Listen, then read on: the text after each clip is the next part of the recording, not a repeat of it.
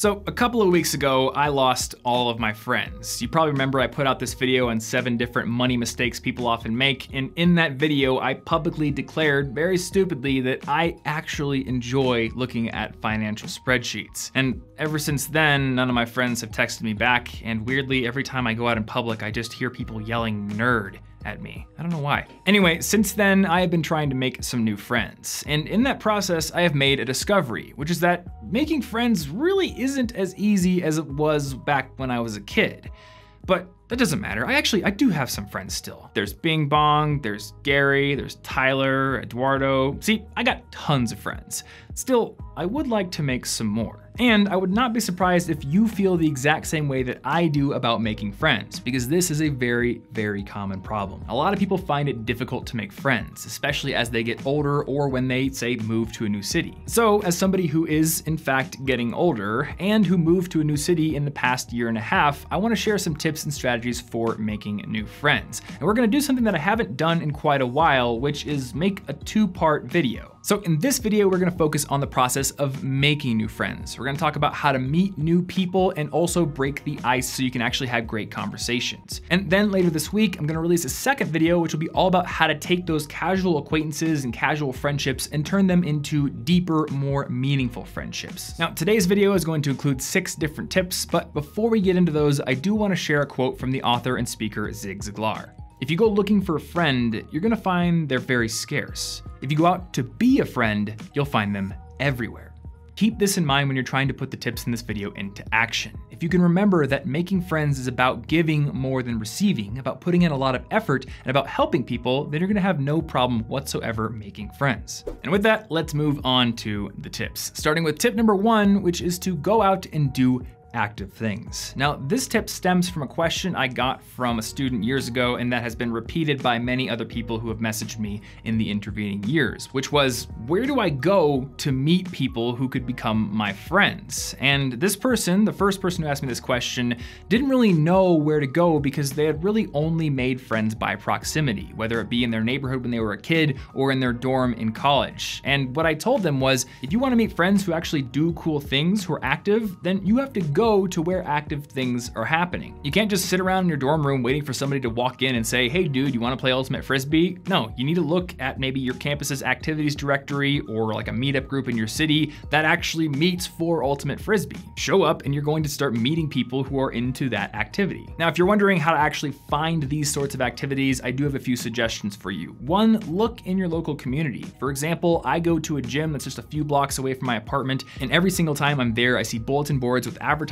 for intramural sports and other groups that I could easily join if I wanted to. In addition to that, there are sites like meetup.com, which has hundreds, if not thousands of different groups for all different types of interests that are gonna be listed for your area, so definitely check out that one. And you can also look at Facebook. Now, you should probably stay off the news feed on Facebook if you don't wanna absolutely destroy your productivity, but the groups feature on Facebook and the events feature on Facebook, these two are gold mines for finding events where you could find potential friends. And that leads us into tip number 2, don't be afraid to try new things. You might be tempted to look at Meetup, to look at Facebook, and to only look at things you're already into. But remember, the human brain is very good at adapting, and you don't know what you're going to like until you try it. So try something new. For example, just this week, I tried out rock climbing and mountain biking for the first time, and I found, no surprise, that both of those things are extremely fun. If I only stuck to skateboarding and rollerblading, which are the things I did ever since I was a kid, then I'd be limiting myself quite a bit.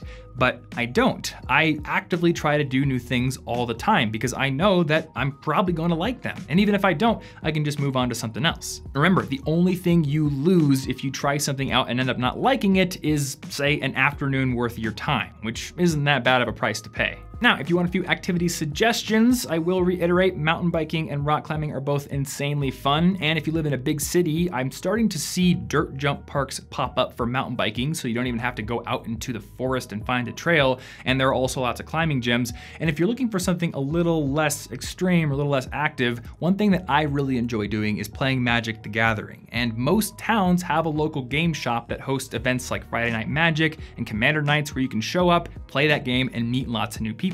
Now, to reiterate, these are just ideas. You don't have to go have a day of mountain biking and climbing and Magic the Gathering. If something else piques your interest, go out and try it, and you just might find a new hobby and some new friends. Now, that prospect is very exciting, but I do want to remind you, tip number 3 here, don't ignore proximity friends. You know, proximity friends are the people who live near you, and you had a lot of these when you were a kid, right? You kind of went out into the neighborhood and just played with whoever happened to be near you. And this is probably also the case for school and college. And when people get to be adults, I think they kind of forget that proximity-based friendships can actually be very good. They're only looking for the meetups. They're only looking for people who share their current interests. But the thing about proximity-based friendships is that these are friendships with people who might expand your horizons because they like different things than you like. Keep in mind that you don't have to have the exact same set of interests to be friends with somebody. And a great analogy for this is your relationship if you have one. I've been with my girlfriend for 6 years, and while we do share certain interests,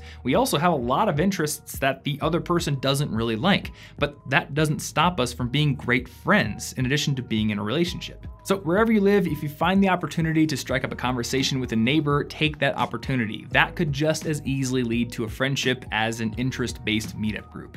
All right, so I've given you a few places where you can go out and meet new people, but that leaves one question unanswered, which is, how do you actually break the ice? How do you get those conversations going that actually lead to friendships? Well, that is what the next few tips are going to cover, including tip number 4, which is to use the 3-second rule. And now that I'm thinking about it, I kind of wish I had made that tip number 3, but too late now. So here's the crux of the 3-second rule. If you're at an event and you see somebody who you want to talk to, decide within 3 seconds whether or not you're going to actually walk up and strike up a conversation. If you wait any longer than that, your brain's going to start concocting all sorts of reasons why you shouldn't, right? You're gonna think they look busy, or you're gonna look silly, and then you're gonna talk yourself out of doing it. So instead, within the first 3 seconds, tell yourself either, yes, I'm gonna walk up and talk to that person, or no, I'm going to walk away, and then act on it. And on a related note, work to become comfortable with the fact that some conversations are simply going to fizzle out or become awkward. This is probably the most common fear people have about striking up conversations. Deep down, we know that the other person probably isn't going to walk away or say something ridiculous like, "How dare you even think to talk to me, Reginald Peevington Lancaster III? Why do you even know how far my family lineage can be traced back? What? But what people are afraid of, realistically, is the conversation fizzling out or getting awkward. And truthfully, this is gonna happen sometimes. It even happens to total extroverts. Some people just don't click. But if you can get over this fear and become okay with the fact that it's going to happen sometimes, that's gonna lead to more interactions, which makes it more likely that you're gonna meet people who you actually do click with.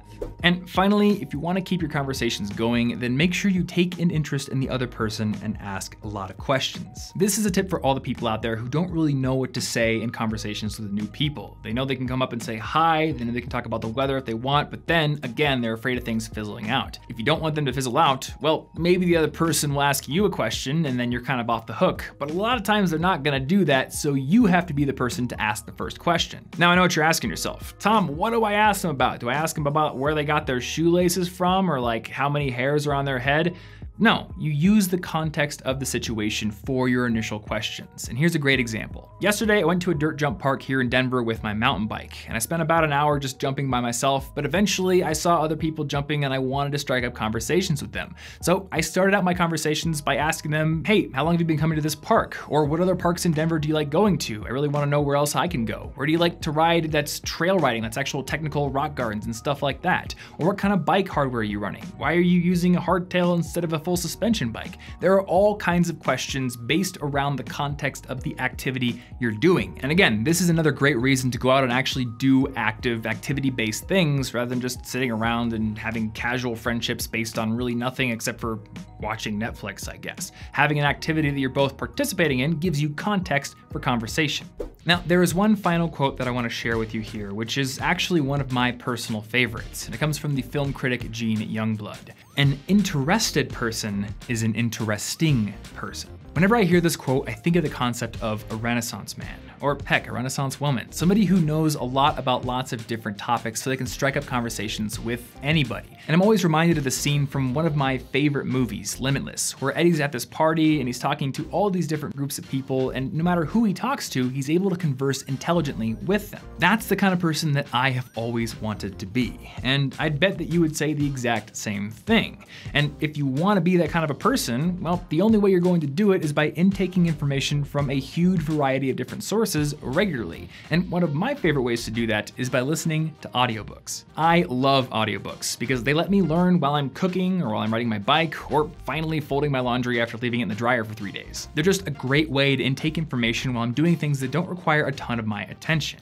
And if you're looking for a great place to find audiobooks, the best place in the world to get them is Audible. Audible has an unmatched library of audiobook titles in a ton of different genres. They've got all the best sellers and lots of obscure books, so whatever's on your to-be-read list, whatever is gunking up your Goodreads, they probably have it for you. And Audible's membership has a ton of great features as well, including the fact that if you don't like a book that you get with your credits or that you buy, you can return it and exchange it for another book with no questions asked. And one of the best things about Audible is that you can get a free 30-day trial and a free audiobook download of your choosing by going over to audible.com/Thomas or texting Thomas on your phone to 500-500. Now, you guys probably know by now that I always recommend a book in these Audible spots, and I am very excited for the book recommendation I have for you guys this week because, spoilers, it is my own book. Yes, 10 Steps to Earning Awesome Grades is now an official audiobook, and it is read by yours truly. And what's best, as I said just a couple of seconds ago, you can get it absolutely free by going over to audible.com/Thomas or texting Thomas to 500-500 on your phone. You can get that book, or again, you can get any other book of your choosing. Anyway, I wanna give a big thanks to Audible for sponsoring this video and being a supporter of this channel. And as always, thank you guys so much for watching. Thank you for so much support over the years. Thank you for